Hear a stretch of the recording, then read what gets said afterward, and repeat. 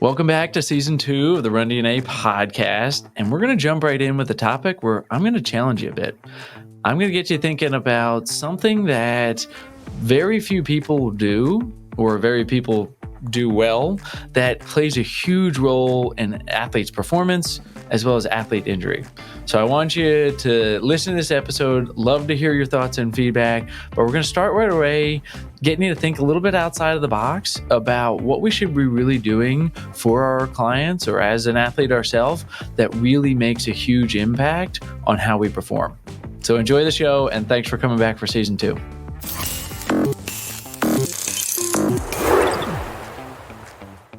Hey everyone, welcome back to the RunDNA podcast. I'm Doug Adams, and we have a great show to kick off the next season. So thanks for you joining us after a little break here. And I've had some time to reflect on running while taking a little break over the summer and realize something about gait. Gait, whether it's running or walking gait, is one of the most functional ways that our body expresses its ability to move. There are few things that people do on a regular basis that express this movement in the same way. Despite this importance of gait, very few people truly understand gait or look at it close enough to make an impact.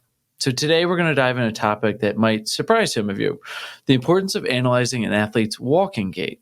I know when we think about athletes, we tend to focus on the higher intensity movements like running, jumping, and sprinting. But what if I told you that one of the best places to start optimizing performance and preventing injuries is how you walk? The theme of the season at RunDNA podcast is going to be about treating the whole runner, whether that's focusing on finer movements like walking or jumping, or diving into strength and nutrition concepts. We really want to focus on all that it takes to get a runner healthy and performing at their best. If you have anything that you want to learn about this season, or topics you want to discuss, or guests you want to have on, please leave a comment or reach out to let us know. We'd love to hear from you about what would be most valuable for you. So now let's dive into today's topic. Walking is something we all do every day, but for athletes, it's more than just a means of getting from point A to point B. Walking is a foundational movement that can tell us a lot about how an athlete moves and whether or not they're a runner, soccer player, and even a swimmer. How you walk reveals a lot of the underlying biomechanical patterns that provides a lot of valuable information that may relate back to their sport. When we analyze an athlete's walking gait, we can easily identify imbalances, asymmetries, or inefficiencies that might not be obvious during some of the more complex movements like running or jumping. And these small issues, even if left unchecked for a short time, can lead to larger problems like overuse injuries, which are all too common in the athletic world. So I searched all over to find an article that links someone's walking mechanics to their running mechanics. And guess what? Couldn't find any article like that. And this is something I get asked a lot too as well. You know, if I change somebody's walking, can I get them to run better, or can we help them out? And from a theoretical standpoint, it makes sense that we can't find an article like this. What we know about the human body is that we possess unique motor patterns for the activities that we participate in. So the way we walk relies on one motor pattern. The way we run relies on a different motor pattern. Unless someone found an article that I couldn't, I would not suggest that we should expect that gait retraining for walking could change their running form. So why should we care about walking, especially for athletes? So everyone, I think, needs a walking gait analysis, but particularly when we're talking about athletes, we must consider that stress is stress. It's often what an athlete does before they ever step onto the field or the track that contributes to why they do or do not get injured when they participate. We do a lot of work with the military, and a topic of conversation that pretty much always comes up is ruck marching. What we know from peer-reviewed literature is that many running injuries occur because someone has multiple risk factors and a cumulative load leading into an activity. Then they participate to a degree that may exceed a structure's load capacity. So when a soldier goes for a run and gets injured, that has a lot to do with how much marching and rucking they've been doing before they ever went on the run. The running was just a straw that broke the camel's back. Put in another analogy for them that comes from some of our certified running gait analyst courses, we're a lot like a car. If our tank is half to empty and we have worn out tires, we're likely to break down much faster than if we are coming into a race at 100%. I've seen time and time again, many people that work with athletes make a critical mistake of not focusing on walking gait. This is especially true in the post-surgical population. The absence of pain and just eyeballing somebody's walking mechanics isn't good enough. What if that patient never recovers full terminal knee extension, is slowly stressing the patellofemoral joint? When they do return to running, jumping, or cutting, their body will already be worn down from the stress of regular walking. The same goes for non-operative. What happens to the person that sprains their ankle? They change their gait, they start returning to play, and they wind up injured. You could give that ankle sprain athlete the best range of motion, strength, and even running form in the world, but if you don't restore that normal walking mechanics, they could be an injury waiting to happen.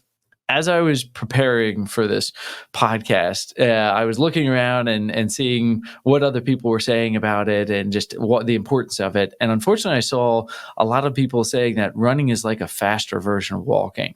But that's really not true. There's some big differences between the two. But that doesn't mean that we can't get a lot of great information about an athlete and their running form by looking at the way that they walk. No matter who I'm working with, I want to try to understand their whole story, that I can really identify the root cause of their issues. So here's some of the big differences between walking and running. And this is by no means exhaustive. This could be a whole episode itself where we could really dive deep into some of this. But just by definition, the difference between running and walking is that running has a period of float and walking has periods where both feet are on the ground at the same time. That's basic definition here. When we start to think about what goes into successfully running or successfully walking, we start to see some other differences. And I want to focus on one particular area. Again, this isn't an exhaustive list, but running relies on our elastic properties to be efficient. When we run, we try to have a low time spent on the ground so that we can take advantage of some of those elastic properties, because our body is capable of returning up to 95% of the energy we absorb in the first part of our time on the ground during running stance as we progress through the stance phase. So that plays a big factor into what muscles we're using, the positions that we're in, the amount of excursion that we go through for range of motion, flexibility, those types of things. And that's really important to understand as a big difference, that elasticity is a critical aspect for running. With walking, we depend on utilizing ground reaction forces to reduce the active demand of walking because we don't get the same amount of elastic return as running. So because we're on the ground for a lot longer, some of that elastic return is dampened. And then we are using muscles in different patterns. We're going through different amounts of excursion. And even some of the timing of things is different because we're not using some of those elastic properties. For example, with walking, we rely on the quadriceps and hamstrings to progress the body forward as we go from loading response, which ends when our foot is flat on the ground, to mid-stance. An athlete that has weakness in the quadriceps and glutes may display changes in their walking mechanics to compensate for these weaknesses. Correcting this with gait retraining may contribute to improved utilization of the glutes and quadriceps that can assist them when they're doing other activities like running and sprinting mechanics, if you then train them to use that. So there's a big caveat there that we can't expect. Again, I want people to truly understand this, that we are not saying that you can just change their walking and expect their running to change. But what we're saying is that by utilizing, optimizing their walking analysis, we can get advantages that make a big difference when they are participating in other higher level activities. If you never looked at the walking in the first place, you really could have missed a great opportunity to make improvements with each and every step. That's why Walking Gait is such a valuable tool. It's a low impact way to assess movement patterns and joint health without the intensity and potential wear and tear of running. So far before somebody's necessarily ready to get back to running, this makes it really useful to evaluate running for preventing injuries before they happen. And I think it really should be done early and often. And this is something in my practice, we are looking at walking often. And now we're even looking at it with a finer tooth comb and seeing great results as a result of incorporating that into our plan of care. So we can't, unfortunately, just stand back and watch somebody walk, though. Gait is a very intricate balance of strength, mobility, and technique that needs to have objective data. Luckily, technology has come a long way in helping to better understand the gait mechanics. At RunDNA, we have tools like the Helix 3D, which does give us a very detailed, objective look at an athlete's walking gait. We get real-time data and can pinpoint exactly where the inefficiencies or asymmetries are, and then create a plan to address it with immediate results. We can incorporate strengthening exercises, mobility, or even just slight adjustments to their technique. With the addition of our walking score, we're also able to quantify the amount of improvement that athletes are making, which is both helpful for us to see how they're progressing, but also it's very motivating for the athletes to be able to understand exactly how they're progressing as well and if their efforts are producing results. The best part, we can make these athletes before the changes. We can make these changes before the athlete even hits the field or track. It's a proactive approach to performance optimization and injury prevention well before they can even take their first step running. So this season on the RunDNA podcast, we're going to spend time talking about common walking gait or abnormalities and how this can impact overall function. Things like terminal knee extension, asymmetry, spatiotemporal characteristics, and more. Correcting these imbalances in walking when the stakes are low makes a huge difference when the athlete starts performing at higher intensities. So there you have it. Walking gait might seem like a small piece of the puzzle, but it's actually one of the most important elements to get right if you want to optimize athletic performance and avoid injuries. If you're an athlete or if you work with athletes, I really encourage you to start paying attention to walking.